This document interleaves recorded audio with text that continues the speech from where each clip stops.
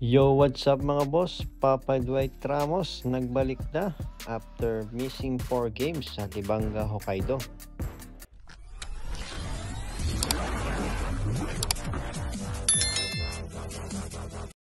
Naglaro na si Pinoy ace guard Dwight Ramos.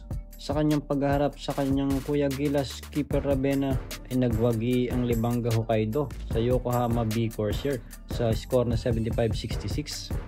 Umiscore si Dwight Ramos ng 9 points, 2 assists sa limitadong minutong paglalaro sa kanyang unang laro.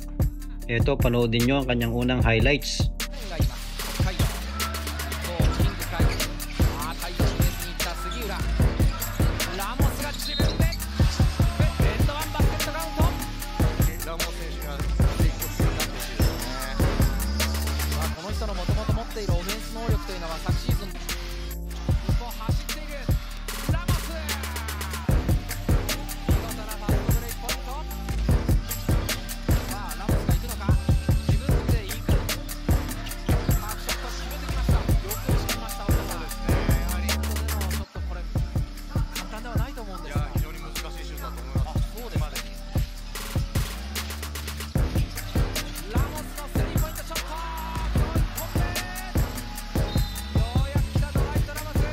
Sa ikalawang pagharap ng Libanga Hokkaido at Yokohama B Corsair ay nanalo ang Libanga Hokkaido sa score na 77-69.